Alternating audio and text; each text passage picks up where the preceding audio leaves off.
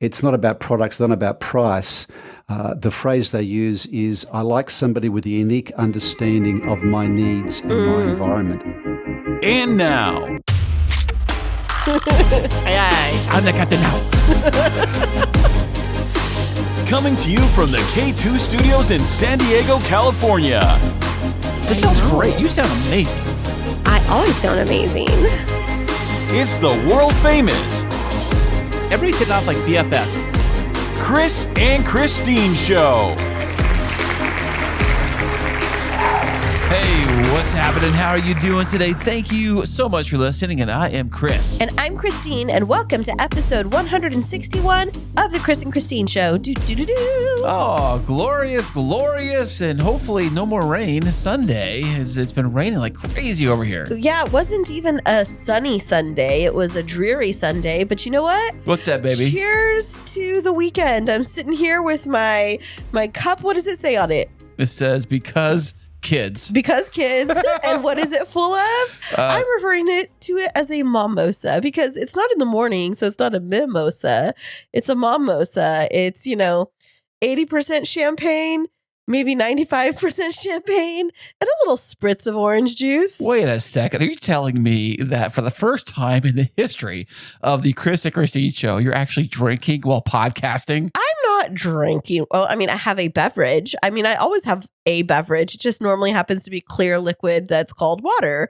And tonight, I just needed some vitamin C and something that's going to help me get some vitamin Z.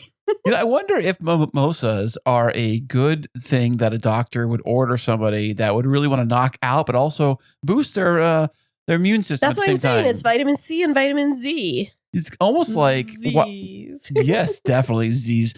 Almost like NyQuil. NyQuil's some good stuff. I love NyQuil. By the way. Yeah, that sounds unhealthy, but I don't drink it for dinner. But I'm saying that I heard long ago that if you're going to go on a long flight and you want to just knock yourself out, do a shot of NyQuil on the airplane. Well, that's unhealthy. People say Benadryl too, because Benadryl does help with motion sickness and stuff too. But it's just been a long weekend and I was just unwinding, and I rarely have a glass of wine, and I don't really like wine that much, but champagne isn't bad. And so I figured I'd opened a bottle earlier. I had some clients over. We were doing their floral preview for their wedding. And they actually didn't have any champagne. I had a mimosa bar and everything, and they didn't even touch it. And I was so sad because I'd done all of this work. Oh yeah, you had all that food you had out. They didn't eat anything. They just kind of nibbled on a few little things here and there. And I went to town. I made little mini quiches. I had a little charcuterie plate. I had fruits and veggies and dip, and I had soda, sparkling sodas and orange juice. A sparkling soda? What is that? It's a blood orange sparkling soda. It's like an Italian soda. No way. I had it all there, and it was so cute. And they didn't drink it or eat it very much. Is there alcohol in this sparkling thing? No, it's not. It's just sweet. But I really wanted them to enjoy it, but to each his own. So you know what? Bottoms up. I'm enjoying it. Oh yeah, as Kristine takes a big chug of her mommy drink over there. Because of kids, we drink. It's no, not because of kids. Because kids. You can buy mommy drink. That sounds so inappropriate. Let's go have a mommy drink. It's mommy time. You call it me day, me time. Really, you see all those wine glasses and wine decor were because of the mom.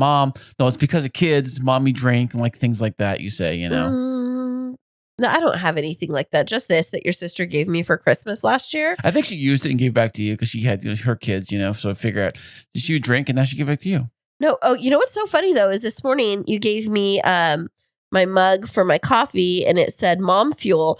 And then it was a 2-pack. It was the Mom Fuel mug and the Because Kids wine glass. Yeah, it's like morning and night. You got exactly. both in the package. That's awesome. Yeah. So how has your week been? I know you haven't been feeling well. You've been kind of sick again. Well, still, it's taken me forever to fight off this nasty virus that I've been battling.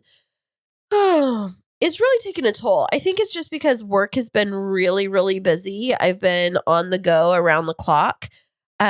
But, it's been good. My day job has been keeping me super busy. It's a very busy season for us.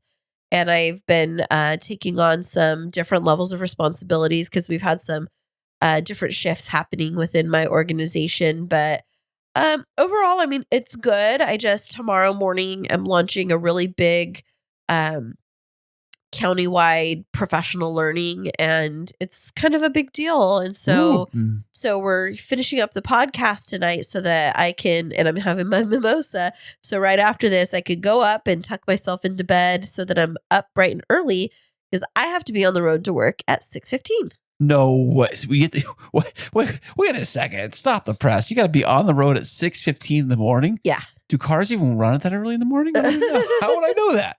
I don't know. I don't know if you've ever seen 6:15 in your life. Well, not lately. I did used to work day shift many years ago in my job, and that was brutal. What is that? What is that word? Brutal. Brutal?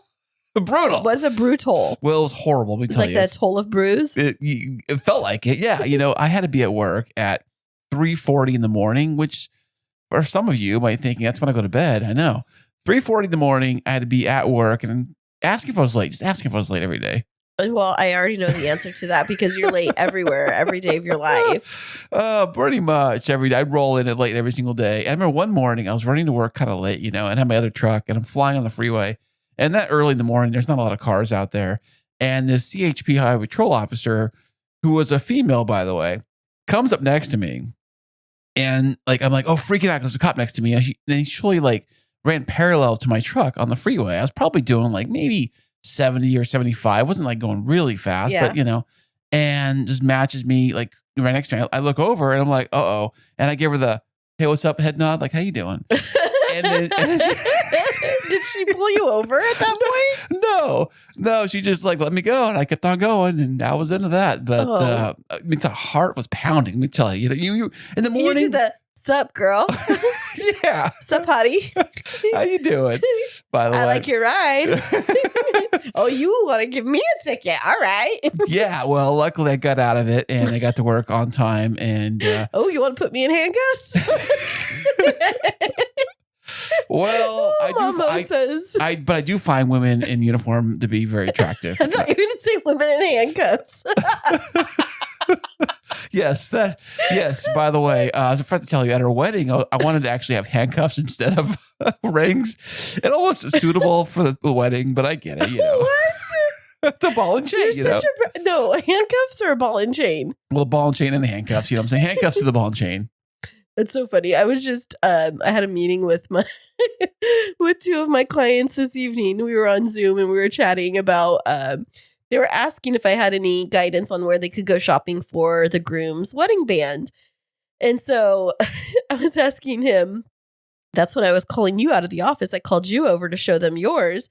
And I asked him, I was like, so do you have an idea of what you want your wedding band to look like? And he's like, I was thinking barbed wire. And I was like, oh, interesting. Barbed wire with a ball and chain etched on it. And he was like, yeah, the pain of marriage. I started laughing. I'm like, wow, at least he's got a sense of humor about it. Well, actually going to do that for real? Like a barbed wire? I don't know if he did that. Now, are they... Didn't Machine Gun Kelly and Megan Fox, didn't he make her engagement ring have some kind of thorns on it so that there was pain I don't if know she what took it off? those two crazy lovebirds are up to these days, drinking each other's blood. Who knows what? Relationship goals. I mean, that's the kind of love you really want. Till the bitter end. Literally, physically. Crazy. Oh my gosh, it's so crazy. Hey, speaking of crazy, I've been sucked into this new show on Netflix. I don't even want to hear about it. Ugh. Oh, it's an older show, not that old. It's been around since 2019, but it's on Netflix, and I just discovered it totally randomly on YouTube for some reason. It's called Love, Death, Robots, yeah, right? Love, Death, and Robots. Okay. I guess each show has some theme of each one in each show. A little bit of love. Or is it the robots kill them? It's in some episodes, yeah. It's each show has its own thing. So each episode is its own unique show. So nothing's tied to each other. It's not like a story. So they don't have recurring characters. It's completely different. Exactly. So That's bizarre. So you can jump in on any episode. And I jumped in the middle of season 3 or season 2, whatever it was. And I didn't even know because like I said, each one, it's its own story. The whole show is its own story. That's so bizarre. How long are they? They're not very, very short. They're some are 10 minutes and some are 17 minutes. How do you get the whole story. It's very good editing. It's very good storytelling. You know, if you think about it, there are some very miniature size, People? that in the I show love too. them. Yes, there are some miniature sized movies. Like I think didn't on the beginning of Toy Story or some of those Pixar Oh, movies. yeah, the Pixar shorts. Yes. Yeah. Think of those, but very R rated and very like gross and people dying and. Pixar.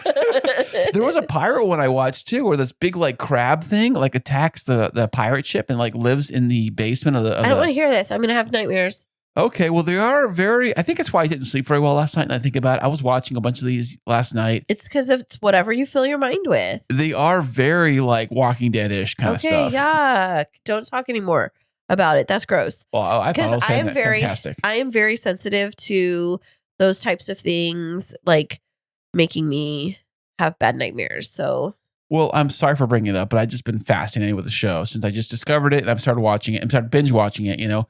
And I usually binge watch things very often. I remember the time I actually binge watched The Walking Dead. Yeah. To actually get caught up on the seasons because I was like, I think they were like going into season 4 and I had just started season 1. So I like totally binge watched the first 3 seasons. Like every night after work, I'd watch them. Guess who had nightmares? Okay, so what does this say? I've asked this question before. What does this say about you as a person that you're drawn to like very gross things about death and serial killers and zombies and darkness? Like, is this your way of telling me that your like alter ego is like an axe murderer? No, I'm just saying. And you just pretend to be this happy-go-lucky jokester? Well, you got to balance do I it just out, need right? to stay on your good side? It's like the guy at work who's like, "Hey, boss, how you doing? I love being my job. I love everybody here." And they get home, they like totally change gear. They change in some of their outfit. And like, "Oh, I hate everybody," you know. And they're like painting crosses upside down on the walls. Okay, stuff like that. Don't talk about that. You know, it's so funny that we're talking about this, like the people that are at their job and they're like super happy and then they go home, because we went to dinner at Texas Roadhouse last night. Shout out, by the way. Yeah, shout out to Texas Roadhouse.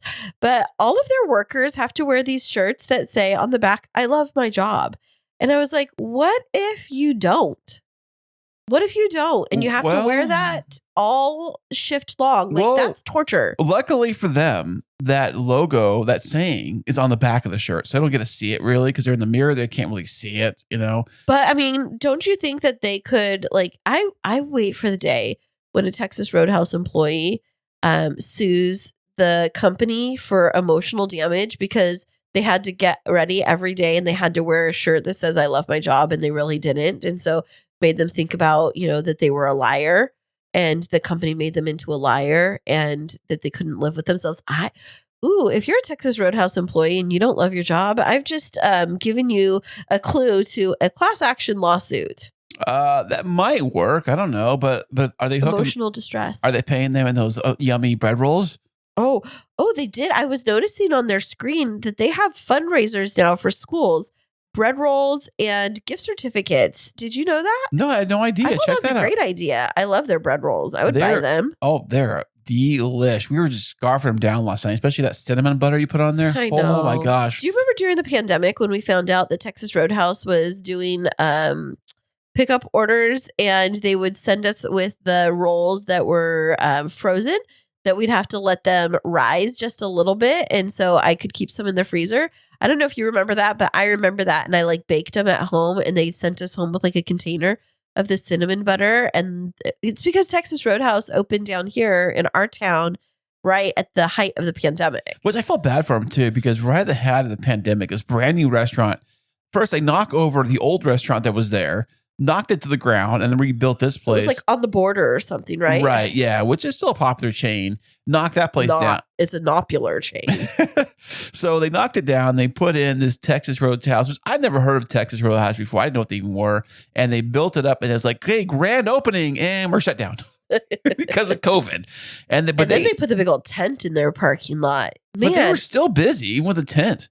Yeah, they were. You know what's so crazy? I was thinking about, honey, as we're talking about COVID, is do you realize that in like 3 short weeks, we are approaching the 3-year anniversary of when COVID led to the shutdown? No way. It was March 2020. It seemed like it was just yesterday. I know. And you know what's so crazy is we're having a COVID outbreak at work right now. I was just telling you that some of my coworkers went to this conference and they dropping like flies. I'm getting emails left and right tonight.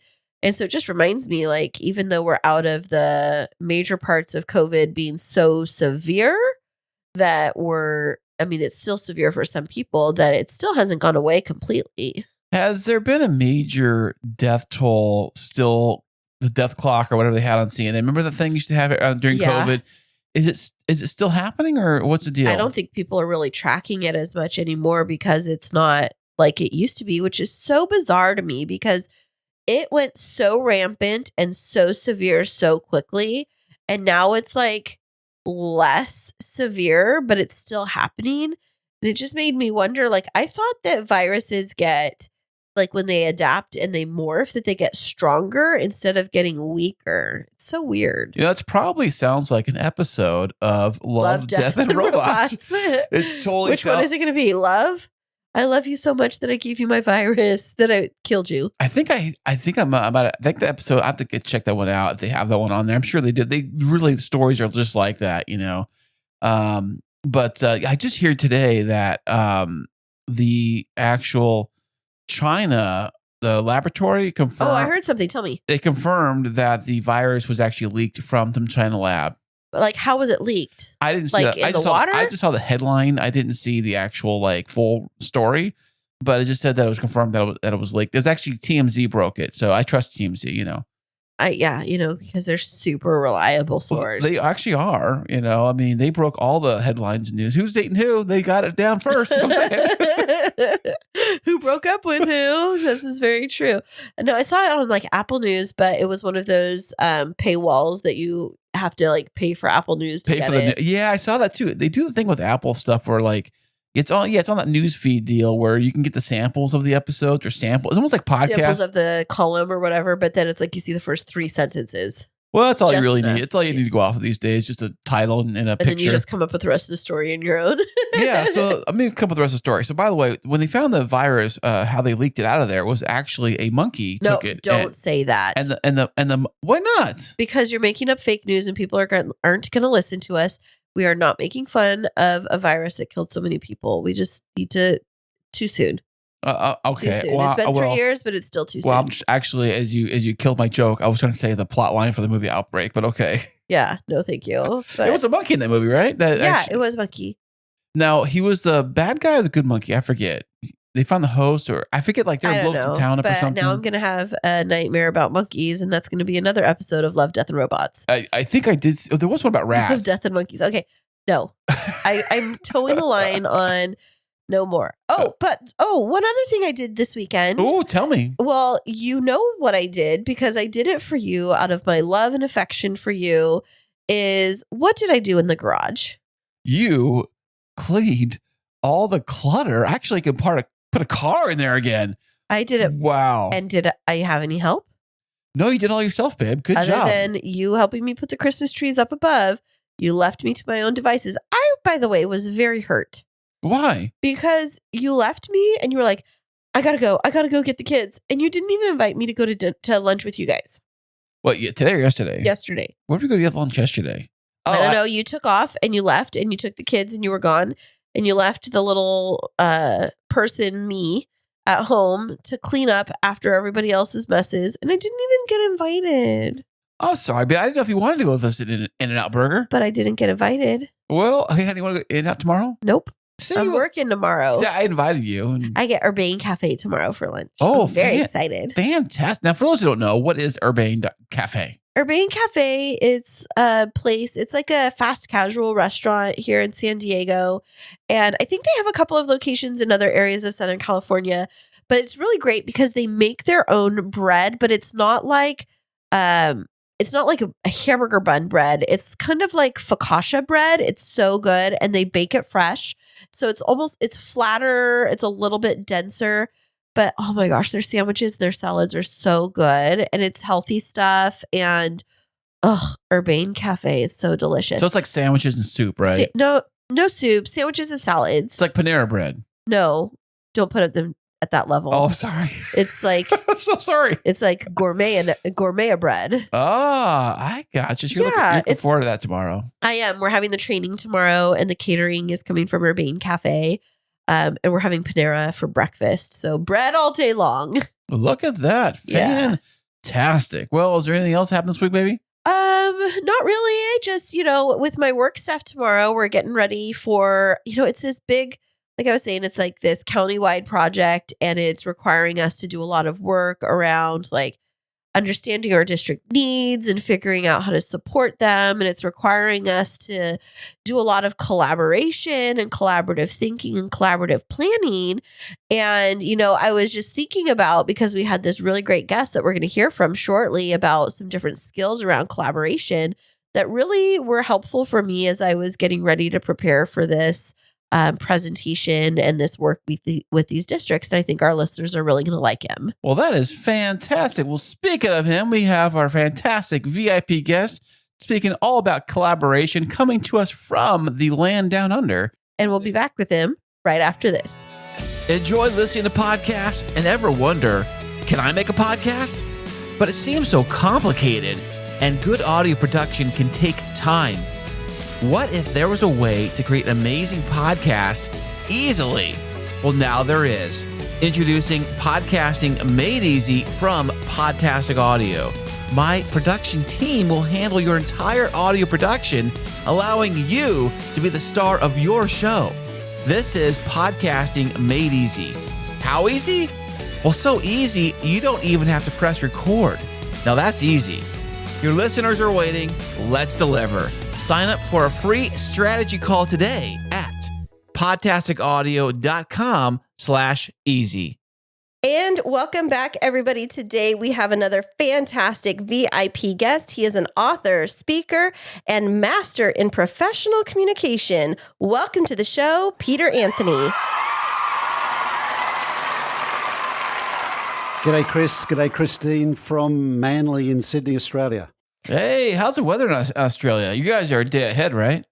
Yeah, we're just coming off the end of summer, so it's about 34 degrees Celsius, which I can't remember how to translate that back into About 70 Fahrenheit. degrees, It's I think, warm. isn't it? I don't know. I can never do the math. I can't figure out if it's 2.5, 3.5, or 7 degrees per everyone for Celsius. It's 2 and a bit times that, so it'd be, I don't know, 100-ish Fahrenheit. wow, nice. Warm, humid. We've just come off a season of floods because 2 or 3 El Nino weather systems decided to join up and dump rain on us for 4 or 5 months. So usually this time of the year we get lots of bushfires. But this year, because of the flooding last year, everything's wet, so no bushfires, which is fantastic. Well, it's interesting that you mentioned that, because over on this side of the pond, we have had some, they called them atmospheric rivers. So kind of after bursts from El Nino, but we had several weeks of these atmospheric rivers that dumped tremendous amounts of water in California, where we're based. And so there's been lots of flooding, and actually it's been quite a rainy day today. So opposite weather. Yeah, we got the rain today. I was hoping that the rain would just turn around. We might see some sunshine, but didn't happen. It snuck back up on us, and it got rain all over again. Gosh. Now, Peter, living in or near Manly Beach, are you a surfer? I'm a surfer and an ocean swimmer and a kayak paddler. I love anything in the water, especially when it's raining, Kristine. There's nothing quite like being in the ocean when the rain's pouring down, because you can't get wet, right? Because you're wet already. Right. It's magnificent. Like around dawn, it drives my wife nuts, because I like swimming as the sun rises, because as I turn to my left, I can just see a huge red and yellow ball on the ocean just rising up. And the ocean's nice and grey. It's just the most beautiful place to swim in the world. And I've been to San Diego, so I know. Oh, really? You've been over here, huh? I have, yeah. For my sins, clients fly me to places like that to run programs for them. So, yeah, I've been up and down. I've also been up north to the Monterey Peninsula, I think it was called. Oh, yes. Clint Eastwood country. Yeah, Monterey, Carmel area, definitely beautiful. Carmel, yeah, that's Clint Eastwood was the mayor there, and I got a chance to play some golf on a Pebble US Beach. Open golf course at Pebble Beach, which was awesome. It's definitely beautiful. So I'm sure you got to venture onto the 17-mile drive, which is where Pebble Beach is located. It's beautiful up there. Yes. I managed to, a friend of mine and I drove up and he allowed me to drive. But the bizarre thing is you guys, not just the wrong side of the road, but the wrong side of the car. That's how it works. You guys I'm are sitting in the passenger seat driving on the wrong side, which I'm fine, but until I get to a roundabout. Oh, yeah. Because I'm the wrong side of the car, wrong side of the road. I just kept going round and around and around and around, trying to get out of this thing. It took us a little bit of extra. It was a long, leisurely drive, let's put it that way. That's funny. Have you seen those new cars they're coming out with, Peter, that are like the driver's seats in the middle of the car? What? Yeah, I saw one. There's a billboard for one by my work today. I think it's like a small, like electric kind of deal to kind of like a small car kind of thing. And it's like the seats in the only one person car, seats in the middle. That'll kind of throw me off. It's like a bumper car. Maybe, or a go-kart perhaps. But it's kind of weird because whatever side of the road you're on, it wouldn't make a difference if you're on your side of the street or our side of the street. In the middle of the car. Yeah. Right. I want to get one of those cars, Kris, that Elon Musk makes that not only drives itself, but what I like about it is it finds car spaces. Oh, the Tesla? A friend of mine's got one, and we drive in like a multi-level car park, and it knows where the car spaces are, and he can press a button and it parks itself as well. No way. I've heard about people that can like beckon the car out, like if it's parked, that they can like press a button and it unparks itself and comes to pick you up. It comes to you. Yeah, it doesn't need a driver at all, Kristine. It just drives itself. What's the fun in that? Now, depends what sort of car. I guess if you got we drove up to Carmel in a Mustang, which was very cool. There you go. Hired a Mustang.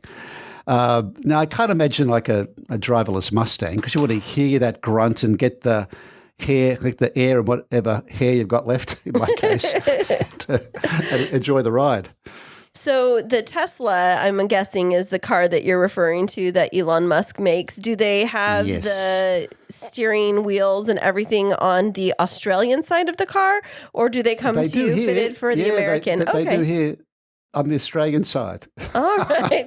Or actually Japan side too. Is it Japan too? Yeah. I think it's also the English side. I think in England it's also on that side of the car. It is too. That's right. So we're the only ones. I think now is the US the only place that has it the other way around? Other than maybe Canada. I think so. Well, Canada and Mexico, I think, do also. I think they are the same way. But they also use the kilometers. We use miles per hour over here. You guys use kilometers too. So it throws everything. And liters, when you guys at the gas station, you guys go liters for how much gas you put in your car. Yeah. But Kris, you've got to drive further when you drive a mile than when you drive a kilometre. It's a lot further. Yeah, this is true.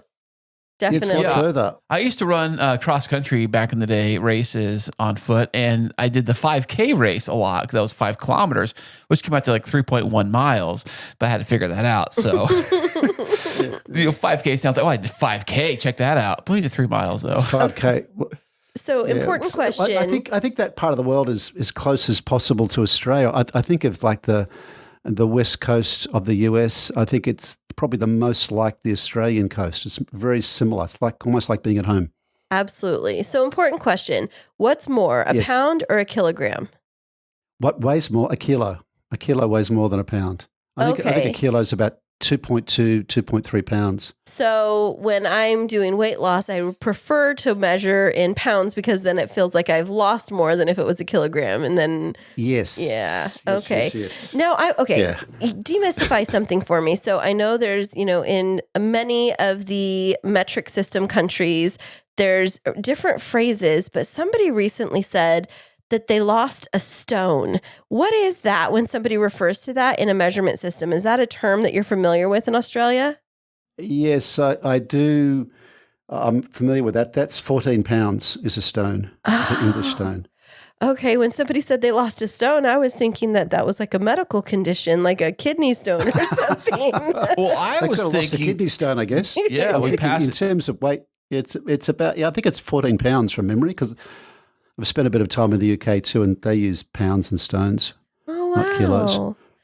Well, so Peter, you're joining us from Australia today. Have you lived in the beautiful country of Australia your entire life? I hate to admit it, Kristine. I was born in Manly Hospital. Oh. I still live there. In the hospital? Fact, pardon? In the hospital itself? No, I don't live in the hospital. I didn't graduate out of the hospital. I'm still a baby. Wow, there's another world out there. You can check it out. I know. I'm going to get out of the maternity ward eventually.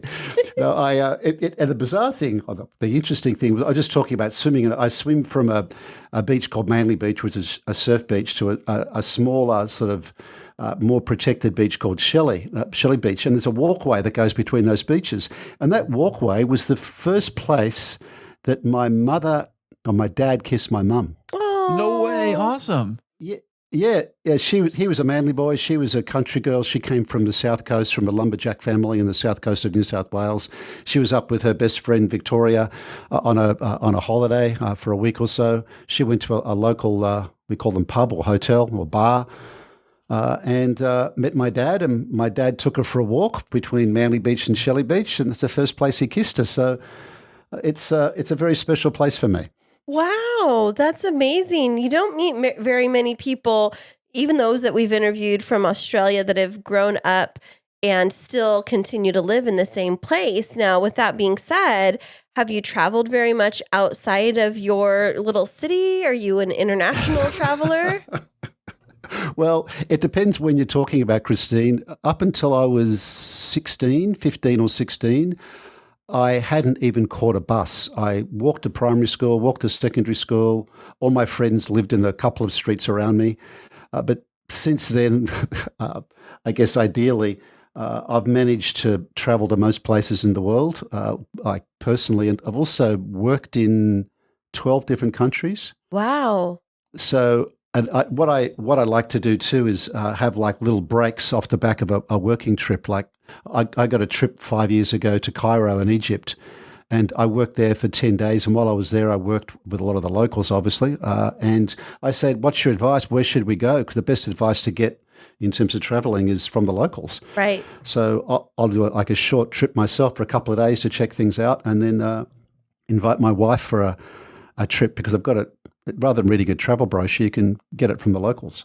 Oh, that's amazing. Nice. Now, with all of these different places that you've traveled, whether it's for work or for fun, what would be your top 3 favorite places that you visited?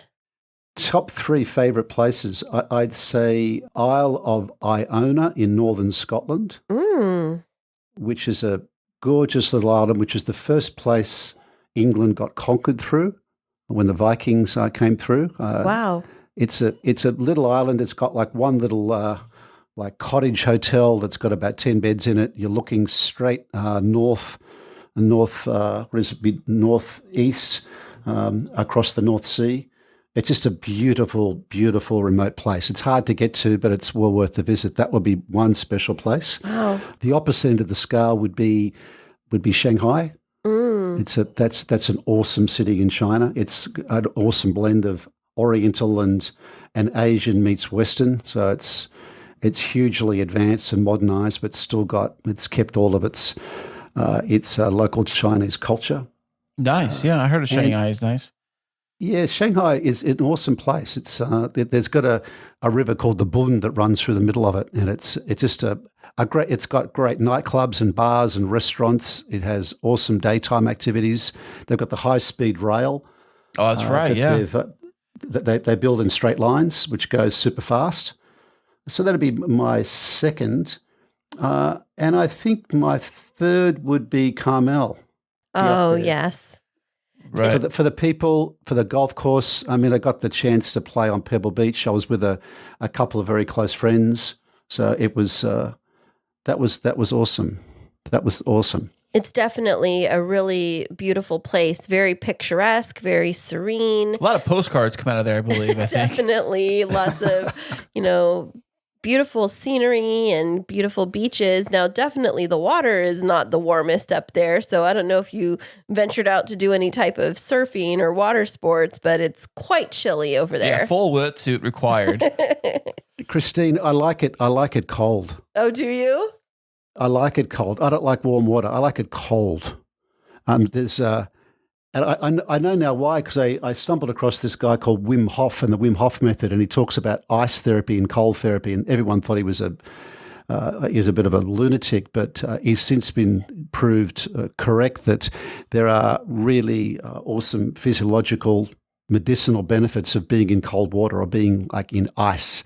So I like it cold. Right. There's like the big movement for cryotherapy and ice baths and Yes. things like that. And Yeah. it just, I like cold water to a certain extent, but I don't know. Sometimes the ocean water here in California is very brisk. Yeah, well, that's just cool. You want to go cold, but once you go cold, you won't go back, Kristine. Really? Do you kind of acclimate to it after the first few minutes to where it doesn't feel so cold? You acclimate. A lot of my mates are into Wim Hof, and in fact, I'm seriously considering buying an ice bath for home because it's a bit hard. If you want to take an ice bath, you've got to go and buy the ice, put it in the bath, fill it up. It's a pain. It's a process. It sounds like. It's a real hassle. And the guys at the gas station think that you're nuts when you're buying 10 bags of ice to put in your bath. Right. I think you're a little bit crazy, and they're probably right. But you can buy them now. You can buy it's almost like a barrel you sit in, and you can set it for the morning, and you get up and have like an ice cold plunge. In fact, one of your fellow podcasters, Joe Rogan, does that every morning. Really? Yeah, I seen him do that on Instagram. Yeah. He's got one of these ice baths. He hops in every single, and he says that's the best way to start the day. And I've got to agree with Joe. Yeah, well, I think that would be a very interesting way to wake up in the morning. Definitely puts a little hair on your chest. Not that that's something that I would want, but But I wonder to the each people his that own. live in Minnesota right now are saying ice baths. Go outside. My goodness, walk down my street. That's all you need. Well, that's what Wim does. I think Wim's was originally in Holland, and he's moved over to Poland. He's bought this house on a freezing creek next to a mountain, and he gets his people in his workshops to get the theory, then jump out into the pond, and then to graduate, they've got to just walk up this snowy mountain in their swimsuits. Yeah, you know what? This is called in the US, it's called a polar bear plunge. And it's something that I did when I was younger. And I would go to winter camp up in the mountains, and it was near this lake. And they'd be like, we're going to do the polar bear plunge. And it's like you run in with your bathing suit, you have to dunk yourself all the way under in the freezing cold water, and then you have to get back out, and then you wrap up, but not sitting in it for prolonged periods of time. So you have my respect for sure. Well, it gets easier, Kristine. It gets easier. The first bit's the hard bit, the first maybe 30 seconds or so, and then your body just gets acclimated, and it feels you'll never feel as good as after an ice cold bath. Absolutely. Well, Peter, thanks for sharing so much about a little bit of your background. Kris and I are really excited to learn more about your professional background, as well as you have, I think, some really sage advice for all of us that are entrepreneurs and that are just trying to get better about communication. So before we kick into what you're famous for, why don't you tell us a little bit about your professional journey? Well, my journey's been an interesting one, Kristine. I did an economics degree and joined IBM originally back in the day when they gave you a year of sales training when you first recruited, and I thought that's a great idea. I want to do business. It'd be great to learn how to sell, and in that I was put with a mentor. And what I found was when I first joined, I was selling easily with my mentor. We were having a lot of success, and we were like registering for like what they call Golden Circle and 100% Club. Mm-hmm. And I found the longer I got through the sales year or the sales training, that the less I sold. And it began to dawn on me that I'm not sure this selling thing really works. What? And that was like why? There's a couple of reasons why. Let me ask you a question, Kris. Have you ever been sold to? Probably. I mean, I would think. Okay, let me tell you, Peter. He is the most gullible person. He's the most gullible person on the face of the planet. When we go into every summer there's a fair in San Diego area, the county fair, and they have this exhibit hall that has all of these small booths and kiosks, and it's like the infomercials on TV, and it's like, this can magically take, it slices, it dices, and it does your laundry. Yeah, I know them. And then he comes I love home. those guys that pitch that stuff, though. I love And listening he to buys them. all of it because I have the evidence of it in my house. So yes, he's been sold to, and he buys it all. I'm exactly the same. I'm a sucker for that. I went to a party, if you call it a party, recently.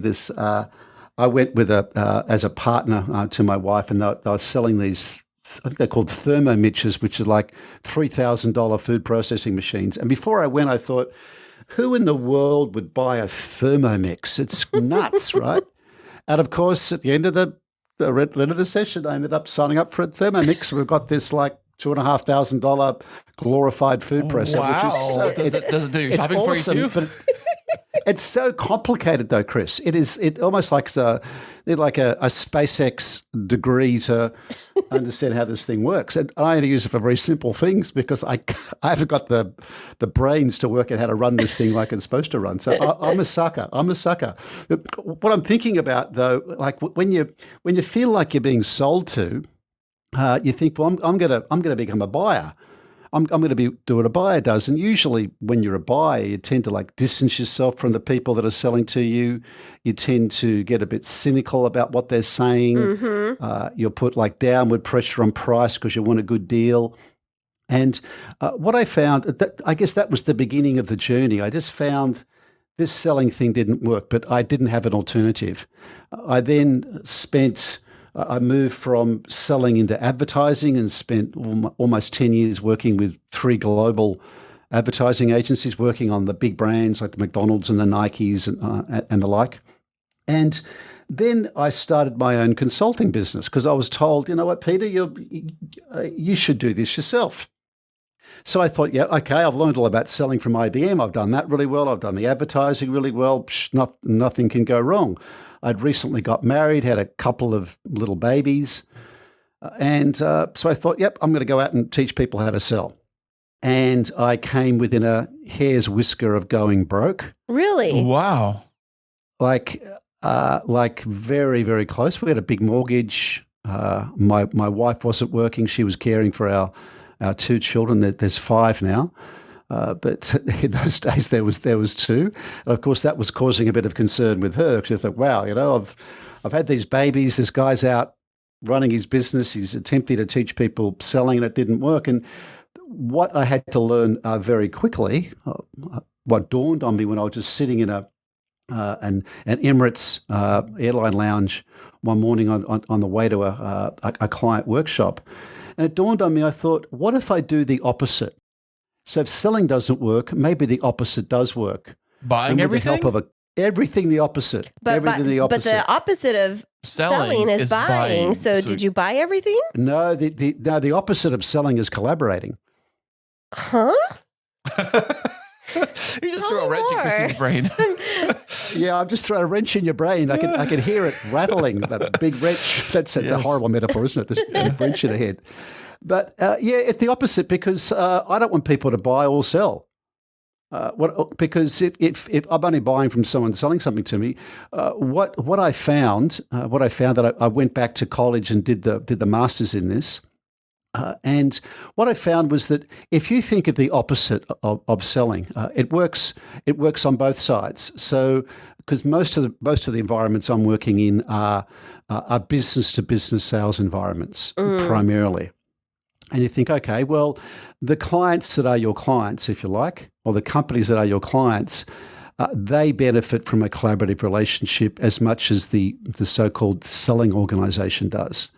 And particularly if you're engaged in a higher ticket item, whether you're selling engineering consulting or computers or whatever it may be, what we found and what the research suggests, and the most recent research I saw was from Wharton Business School, and they call it client centricity or customer centricity. And they researched, I think it was like 3,000 organizations around the world, and they found the companies that had the client or the customer at the center of the relationship, the center of the business, were the ones that experienced the most profitable growth. And that's just a different way of saying, we collaborate. Now, this took me a couple of years to develop with the help of many clients who I was working with. And one client you'll love, I worked with them in the UK. They're a large engineering consulting firm, and the head of the UK was coming back to Singapore to do some work with me. And I met him in his office in Singapore. And he came into his office and he was furious. I said, what's going on? I'm like, why so angry? He said, look, I just, I got a car from the airport and I parked it in the front of the building here. It just said, senior executive CEO parking. I said, what's wrong with that? And he said, because the customer car parks are at the back of the building. Oh. And what we are telling our customers is that you are at best the second-rate people in this business because all the senior execs are at the front. And he demanded and got his way that all the customer parking was at the very front of the building because he wanted them to get the impression immediately, engaging with them as an engineering consulting firm, that clients and customers were number one. That's how they do it here too. I think we do have businesses that they will have the dedicated clients or customer parking spaces right in front. Isn't that right, Kristine? Some of them do, but like I work in education and it's not uncommon when you pull up to a school site to see like the very first parking spots are the head of school, the principal, the assistant principal, the library media teacher, and then you have staff. And then there's like librarian and right. And there may be like 2 spots for parents or guests up front. And we park down the lower dirt lot as parents do. Basically, but that I never thought about what message that sends. Well, it gives the message that the principal's the most important person in the school. Right. They're absolutely not. They're absolutely not. And you can think of any organization like that. So, and he with me developed this method that I now call Collabradabra, or the magic of collaboration. And it works for cultures, it works for teams, it works for individuals, and it even works in romantic relationships. And I know through looking at your podcast and loving it that initially this was a lot more about relationships. And if you look at the most successful romantic relationships, they're collaborations. And the John Gottman at Washington State University has done some great work on this. And he just gets couples to sit on the couch and talk to each other. Mm-hmm. And he content analyzes the conversation. And he can predict whether that couple will still be together in 5 years just by how they're talking to each other. Oh, wow. He's looking for what he calls the 5 horsemen of the apocalypse. Whoa. So it works in romance too. It works in relationships as well. Wow. Because essentially a marriage it's a collaboration. I mean, it's an awesome collaboration, but essentially it's a collaboration.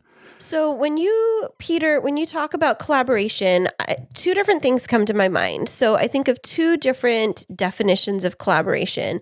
One is the social media influencer approach to interacting with brands to secure discounted or free content in exchange for exposure. And they refer to that as collab or collaboration. And then the other definition of collaboration is around communication. And so immediately when you started talking about sales, I went to, he's talking about people figuring out how to get stuff for free and like free marketing. But it sounds like when you're talking about collaboration, you're actually talking about the communication aspect, which is kind of like puzzling to me. Like, can you tell us more about how collaboration is similar to sales? Well, it isn't the social media variety because that's purely a commercial transaction between those parties, and the loser is typically the listener. Mm. Because they're being like, if I'm Kim Kardashian, I'm going to promote a brand of perfume or a handbag or whatever it is I'm promoting. I'm doing that for me, not for you. You might enjoy the handbag or the whatever she's promoting, but she's doing it more for herself than. Is she really? Man, yeah, I think so, Kris. I think they're very successful at it though. She's got $1 billion business all by herself, so that's I'm not knocking it. I know. What I'm talking about though is a commercial relationship.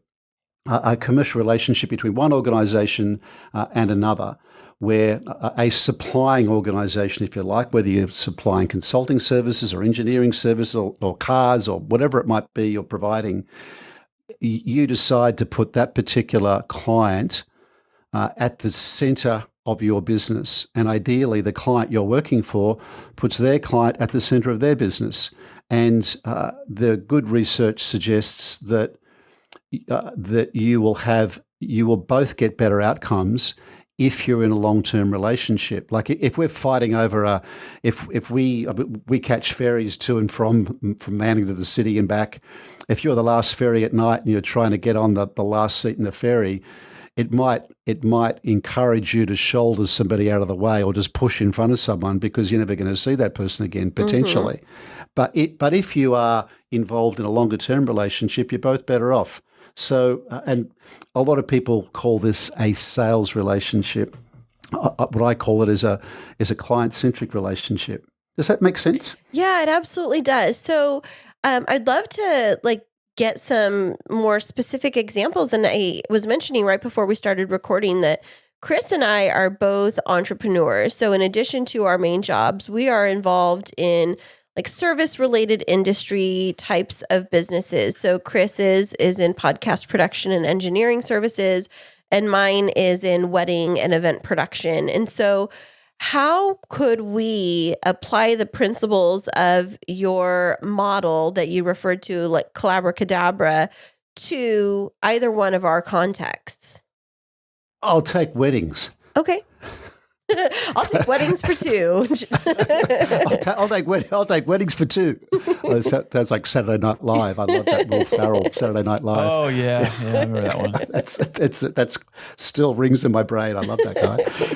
So I've never worked in a wedding space. So forgive me if I don't understand it properly. I've only done it once. That's okay, and I don't really plan to do it again. Okay, well, but you've been to weddings, I assume, right? You've seen how they're done, right? I've been to weddings, and I know people. Actually, it's interesting. My oldest daughter's partner's mother. If that makes any sense. Right. She runs a bridal gown business. Oh, okay. So I've got a little bit of inside knowledge. Right. Okay. If I was advising you, Kristine, on a client-centric or collaborative approach to the wedding and event business, what the first question I'd be asking you is, who is your ideal client? And the answer wouldn't be brides. The answer would be a very specific type of bride. And if you're interested in profitable revenue, looking at brides that are interested in something quite special, something the most memorable day of their lives, which ideally it would be. Think, okay, who is she? Who is my ideal client? 'Cause I'm imagining most of the clients are going to be brides. And the second question to ask is, how do I make ourselves or our business more ideal for them? And what you're doing there is looking at, all the client research I see, and I'm imagining brides would be the same. The exit research suggests the client, the organisation should provide the best client service. It's not about products, not about price. The phrase they use is, I like somebody with a unique understanding of my needs and my environment. And that unique part is crucial. And once you get that unique part, you can start crafting a value proposition with them, not to them. And I'd recommend bring some ex-clients in to a meeting, invite, 10 people that you've worked with or 10 people that were happy and even ones that are unhappy, and say, look, not satisfaction, not how satisfied were you with us, but think of all the parameters of an ideal relationship, of which there could be 10, and give it a marker between 1 and 9 and say, okay, how did you experience us on this level? Like, quality, timeliness, cost effectiveness of food, whatever the event venue, whatever all the pieces might be. And ideally, how would you like to experience us? And that's going to help you craft a value proposition for your business, Kristine, which is unique to Kristine. It's valuable to the brides, and it's impossible to replicate by a competitor. And I would go hard on that. I'd go very hard. And I'd be asking them, I'd be having lunch with them, having coffee with them, meeting them, either that's one-on-one or as a group, and have that conversation with them. I do this regularly with clients of my clients. I run facilitated workshops with their clients to help my organization understand how to become more ideal. Because I go to boardrooms all the time, Kristine, full of people sitting down trying to predict what the customer's looking for, and the customers are the ones that understand their needs potentially the best. And the last thought I'll leave you with there is that satisfaction will kill you. Tell me more. I think Mick Jagger sang something about, I can't get no satisfaction. That's a song from customers. because what the research also suggests is that 80% of customers that are satisfied with their service provider is happy to change provider. Mm-hmm. So satisfaction's not enough. Now, I'm sure if you guys said to each other, you know what, guys, let's have a satisfactory marriage. I'd like to be a satisfactory husband to you. It wouldn't last long. Tell me, Kristine, Or can if I be I said to my satisfactory? kids, you're looking for a lot more than satisfaction, right? You're looking for something that is Spectacular. unique, that really delights you. They think, well, how do we go about doing that? And we ask them, look, and I'd say to them directly, I say to my clients, look, I'd like to be. My goal is for you to have an ideal experience in working with me. Mm-hmm. How can I make what I'm doing more ideal for you? And then if it's too far outside my skill set, they're not an ideal client, because I like to niche down, or you guys call it niche down, and get really, really good at providing excellent value to the clients that I'm working with, because you've got a huge sales force, Kristine. Every bride you've worked with is your sales organization, and Look at that. their mums and their family. That's your sales organization. You want her selling you. So you should go and talk to Kristine. It was awesome. Why was it awesome? Well, this and this and this and this. Yeah? Yeah, absolutely. And I like how you were referencing that term of niche down. Kris and I have been talking about that, and I've been working with a marketing firm and with a business coach to help me get really clear on who my ideal client is and how my company is aligned with attracting the ideal client. And what I was realizing is that I was creating a one-size-fits-all approach to my business, which was allowing me to get a really steady flow of clients coming in, but I was serving individuals that weren't my ideal client, which was leading to frustration. And let me tell you, we've had some serious horror stories with Kristine's but it's a great bridezillas. But it's a great business, and so the getting clearer on who composes that or comprises that ideal client is important. And I think because Kris has just been on the earlier end of starting his business. Kris, have you been able to really get clear about who your ideal client is and pursue that niche with like collaborating with individuals in that space versus feeling like transactional sales? Well, as you said, I am still starting out in this whole journey here. I have one client and they've been very good for right now, and I'd like to get more, but I do feel like I don't want to just take on anybody, that it just has to be a particular person that's very passionate about what I do and loves what I do and can actually understand and grapple with the fact that having a podcast, an audio podcast that is put together well and sounds really good, it can be very valuable to your business. Yeah, absolutely.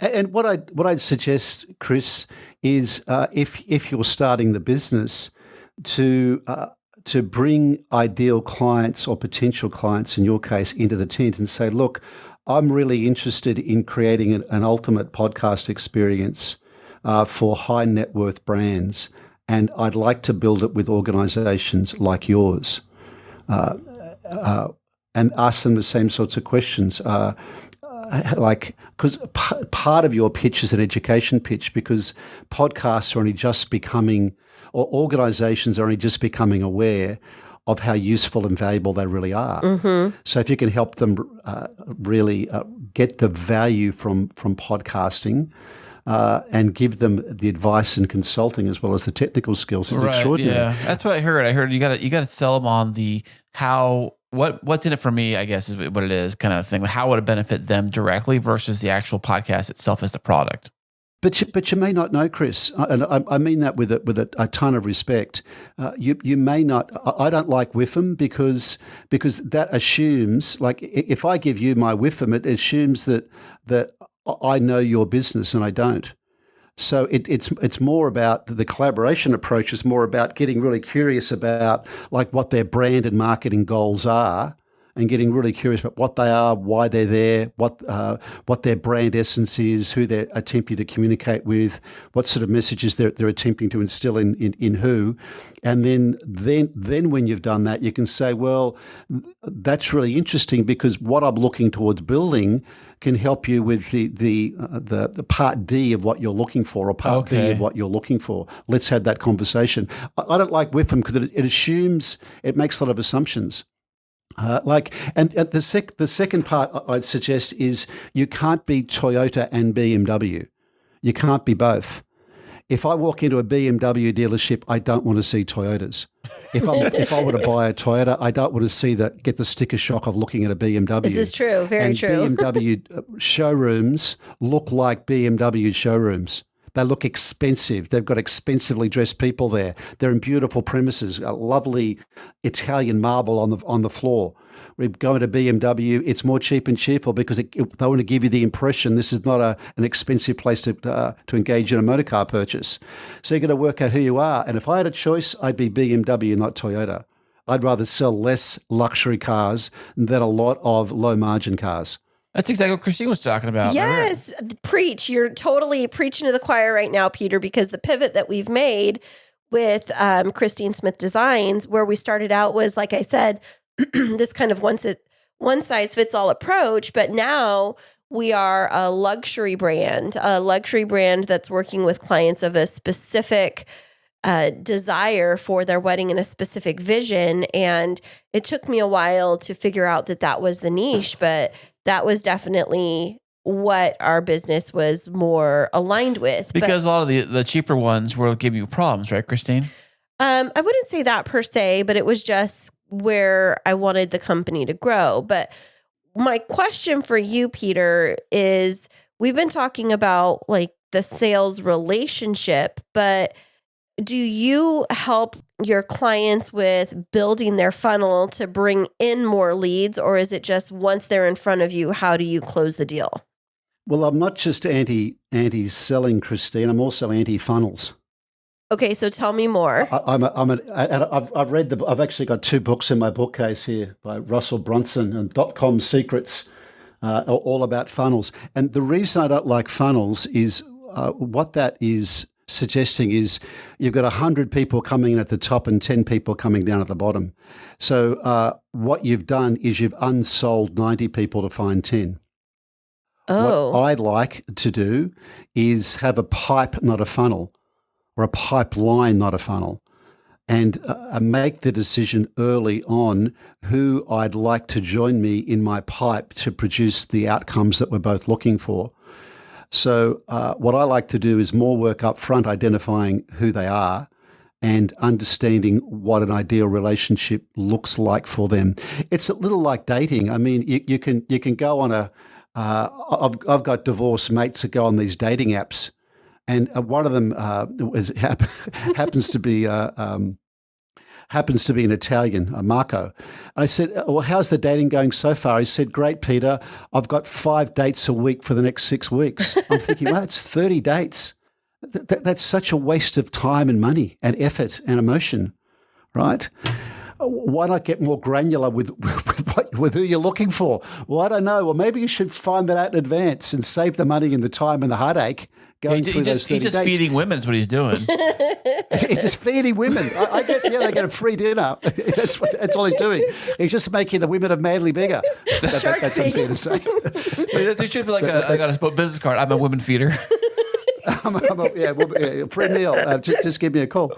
No, he's a lovely, lovely, lovely guy, and he's very dear to my heart for lots of different reasons. And he's a swimmer, which is unusual for any Italians listening. They don't usually love ocean swimming so much. But it's a similar analogy. You're not looking for 30 dates. You're looking for one person that you could potentially create something special with, have a really special relationship with. And it's useful to do that thinking in advance and get them engaged early. And if they say no early, great. But I'm anti-funnel. I don't like 100 leads down to 10 sales. My approach is the complete opposite. the complete opposite. And if your showroom looks like a BMW showroom and your brand looks like a BMW showroom, potential BMW buyers will find you because they're looking for that. If I'm looking for a really sophisticated, really well constructed, artistic bridal experience, I'm looking for the best person who can help me with that. That's Kristine. If you want the cheap and cheerful budget version, go and talk to Toyota Weddings. Tired of weddings. Yeah. I love that. And you're going to be quite sort of, you're going to be quite not arrogant about that, but you've got to be quite, you're going to be quite obvious about that. This is who we are. I wouldn't say luxury. Luxury can give me the sense that, that's like a Rolls Royce. I don't really want a Rolls Royce. I want an awesome motor car I feel proud driving, or I want an awesome wedding I'm proud to invite you to, right? Because the wedding experience, it's about the bride and the groom, obviously. It's also about all the guests and the experience that they're enjoying at the venue and the food and the whole experience. It becomes the best day of your life, ideally, and that's what I'm here to deliver for you.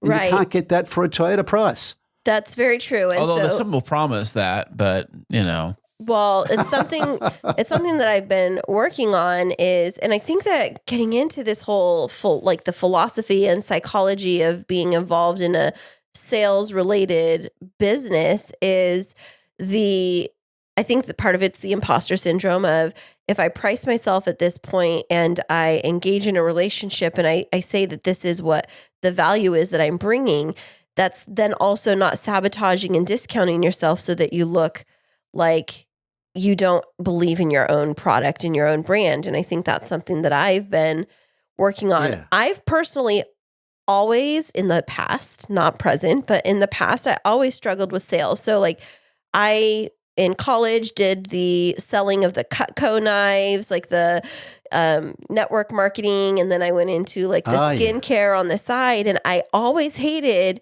where it's you need to build your funnel. You need to make your list of your first 100 people and get your first 100 no's. And I'm but I can't handle that much rejection. I really can't. I can't handle feeling that unsuccessful. So how do you coach people through the mindset of sales and collaboration? That's a great question. The mindset needs to the three mindsets that the research suggests work. We've talked about one of them already, collaboration. The second mindset or second decision you make is being authentic in your brand or authentic in what you're selling. Because what you're doing in establishing Kristine's BMW bridal service is you are creating followership. And you can't create followership by being scared to talk to them. You generate followership by taking some advice from Brene Brown about being authentic and courageous. And the way that she describes courageous is she says it's about telling the story of who you are with your whole heart. So we'd need to wrap Kristine up in this brand and say, this is what you're buying. You're buying my level of care and attention to making this the best day of your life for you, for the groom, and for the whole bridal party. And that's my commitment. And I would be developing your story, your brand story, if you like, around that. The third part is being optimistic, because people are more influenced by optimists. Optimistic, not in terms of what a great job you can do. It's optimistic about the level of outcome this bride can achieve through a relationship with you. And she will buy into that. She'll buy into that vision, if you like. I think that's a great perspective for sure, because you hit the nail on the head, is that building a wedding related business, it's not about me being the star of the show. It's if I'm doing my job well, then people don't even know that I'm doing my job, because everything is so stress-free and seamless. They just see that you're a beautiful bride floating through your day and as happy as can be. And it's not about me. And like you were saying about the optimism of, oh, I'm so good. It's your wedding will be the purest reflection of your love because I've been able to come alongside of you and keep the focus on the right things. Yeah. And what I do here at Kristine BMW, I hope you don't mind me calling it that, Kristine's BMW Bridal Service, is that we are committed to giving you a unique and valuable experience. We don't sell wedding packages. You can't sell a wedding package because your experience is going to be unique, because your love that you want to celebrate on this day and commit to for the rest of your life is something that is unique and needs unique expression, and it needs to be celebrated in a unique way. And I'm here, I'm Kristine, I'm here to understand what that unique experience looks like for you, and I'm fully committed to delivering it for you. That's my job. That's my job. Well, Peter, congratulations. I think that with that interview, you just got yourself hired as the first official member of the Kristine Smith Design. Congratulations, Peter. You're a junior wedding planner now, Peter. I'm head of sales for Kristine's Bridal BMW Service. There you go. Nice. Yeah. Well, Peter, this has been super fascinating. And I know we talked a little bit about your company and a lot about what you do, but because I know that you have a lot more to offer to our guests in terms of your expertise. Can you tell us a little bit more about what you'd like for them to take away, and any resources or websites you'd like to direct them to? Well, the resource is easy. The resource is my book. It's called Collabradabra. It rhymes with abracadabra because there's magic in collaboration. You could take a look at that on Amazon or wherever you like to buy your books. If you want to find out more about my approach to consulting, whether it's in bridal businesses or podcasting businesses or whatever it may be, just type in Peter Anthony Consulting. You'll find me. I've got a YouTube channel. I've got a ton of stuff on my website, and if it sounds of interest, by all means, reach out and we can talk. Now, Peter, do you only work with large companies, or do you have different opportunities to engage with you around different levels of coaching so it's accessible to the small up-and-coming business? Yes, that's a great question. I work with two types. I work with large multinationals as a consultant to them, but I also do one-on-one coaching. And I run virtual workshops too. So, nice. I'm actually running one this Friday morning for some guys on the East Coast in the US. Just get a group of about 8 people together. They're usually from different businesses, and I take them through a 3-workshop series. Each workshop takes about 2 hours. And we learn, you learn the strategy, how to apply it in your business. You learn the leadership piece, how to lead it in your business. And finally, the collaborative selling model and how to apply it to your particular business, whatever it might be.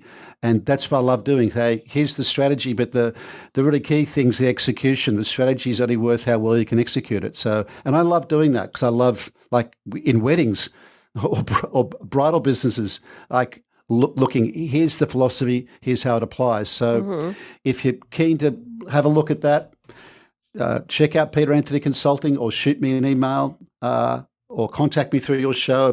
I'd love to hear from you.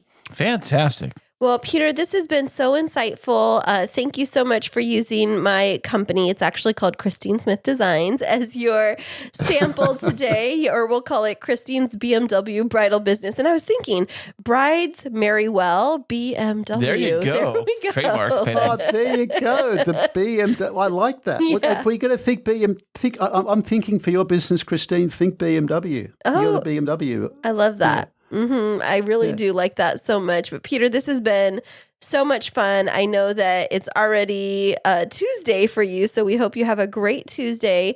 Thank you so much for being on the show. And listeners, we'll put all of the links to the show notes. Well, all of the links that Peter mentioned in our show notes, including a link to purchase his book. Make sure you get it. It's going to be good. Peter, thanks so much for being on the show today. Absolute pleasure, guys. Thanks, Peter. If you love music and podcasting, now you can have both. Introducing the brand new K2 radio station, available 24/7 on the Live 365 app for free. Specializing in rock and alternative music, we're talking bands like Coldplay, Nirvana, Muse, Imagine Dragons, and yes, even the Rolling Stones. They have all stopped by to drop off songs, and we even have brand new popular tracks added every single day. Also on the free K2 radio station, we are including podcasting. Get the best of both worlds. Download the free Live 365 app or listen online at live365.com and type in K2 Radio. That was fantastic having Peter on the show today. Absolutely. I learned so much from his conversation around collaboration and his approach to collaboration. And I really have taken it to heart. And I feel like, when he was talking about collaboration in relationships and then also professionally, I don't know. It just makes me think about the way that you and I communicate in our relationship because, we have our marital relationship, our marriage relationship, but then we also have our business relationship with Kristine Smith Designs and then our business relationship with the podcast. And sometimes it's hard when we're like, if you think about it, even though we have our own separate jobs, we're running a family together and two businesses together. And if we're not careful, it can feel like too businessy in our marriage. And sometimes I get frustrated about that. And so I just we need to work on that. Okay. Well, drink up, baby. Drink up.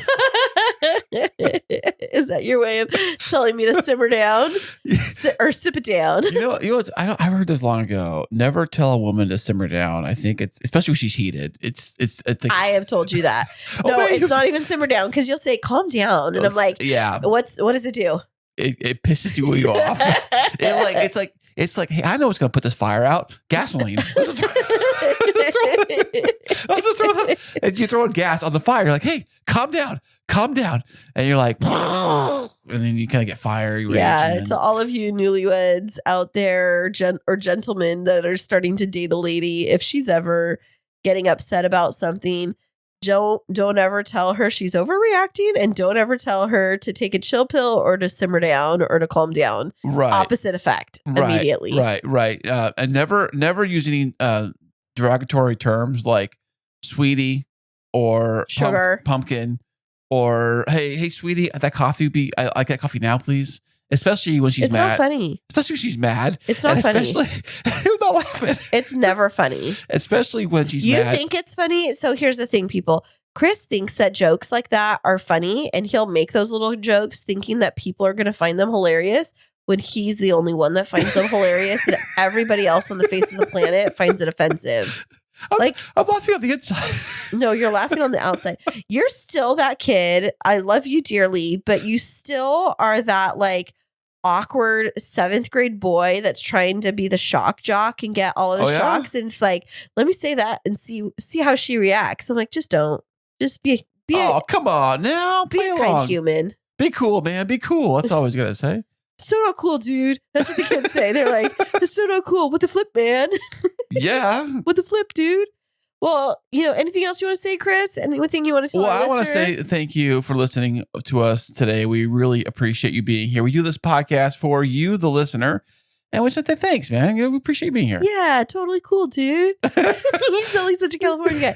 You know what I just noticed? I'm sorry, I have to change the subject before this. Okay. So I'm looking here around our studio, and I'm noticing that your pen cup that you have on your desk is it's like those graduation mugs that you get with your cap and gown from high school. It was the one I got from cap and gown in high school. Oh my gosh, how old is that? Well, you know what? Actually, they actually made that with stone from mud they found on the ground. They dug up from the pyramids. That's how old it is. No, but it's like 1900s. It says I see the 19. You graduated in the 1900s? Oh, yeah. I mean, steam trains and stuff, that's how we get to school, we hiked, forever, and uphill, downhill, and both ways uphill in the snow, Yeah. you hiked uphill both to school and away from school. It was uphill both times. Well, sure, why not? Why not? And then we want to hitch a ride. I would stick my thumb out, and then of course, every single time we do that, the horse and carriage would come. It would always kick mud right on you. Oh. I don't know. Every single time you do that, always mud goes right all over you, like you do in the movies. And then you're so bizarre. And you have to spit it out out of your mouth, ugh, yuck, I got mud on me. And then all of a sudden you walk, and then you step in some horse poop. What story are you telling? This is so bizarre. I was simply asking you if that was really the mug from like way back in your graduation from high school. Yes, it was. Okay. Oh my gosh, that's so cute. You keep it here. Well, I don't know what to do with it. I think I drink coffee out of it. Come on now. But you like keep it close to you. Like, I remember the good old days. I remember when I was at my peak. Hey, speaking of peak, when I told you that selfish picture I took back in 2005 or whatever it was. Selfish picture. No, selfie picture. Yeah, selfish picture. Okay, everybody, before we go, okay, we're on a roll now. This episode may go late. It's the mimosas of Kristine. So Kris was like, did I ever show you that selfie of myself on this cruise? So Kris went on this cruise with his sister when he was like, I don't know, like 21 or 24. No, I was like 30, by the way. Well, you acted like you were like 21. Of course I did. And he has like this button-up shirt that's like open a couple of buttons and like a puka shell necklace. And he's like got his hair. That was picture. And you gotta let me tell the story. Okay. He's got his hair spiked up and he's like doing this like, hey, what's up, girl? And it's like a selfie, but it like with a digital camera. Of course, we didn't have phones back then. Cheers to the adventure of the selfie. Had you patented or trademarked the word at that time, I wonder how much money you would have made by now. Like a penny or two? I don't think hashtags were available back then. I think not hashtags, but you could have trademarked the word selfie. I don't think it was. It was already trademarked, but it wasn't for what you think it was. Why did you wink at me and go? Okay, for a family-friendly podcast, you like to take it unfriendly. Well, I mean, it's a mimosas. You're not drinking anything, but friends, we hope that our Sunday night edition of the Kris and Kristine show has been fun for you. We appreciate you listening. Kris, where can people find out more about our family-friendly adventures? Well, you can go over to the website, which is krisandkristineshow.com. And you can find links to Podtastic Audio, the Kris and Kristine Show, Kristine Smith Designs. You can watch some of our family videos of our summer vacations, which are super fun, and keep up with us on all the newest and latest and greatest. Also, if you check out the show notes here, Kris has been including some great links to different resources and tools and information about our great VIP guests from this week, and just lots of really cool information, right, Kris? Absolutely, Don't babe. mind me as I'm about to knock over my mimosa. Yeah, Kristine drinking on the podcast. What's one way I have to get through life? Okay. Yeah, toast, cheers. It's my one time having a mimosa on the show, but we really do appreciate you all. Thanks for bearing with us. We hope you had some fun with us this week, and we look back to being back with you next week.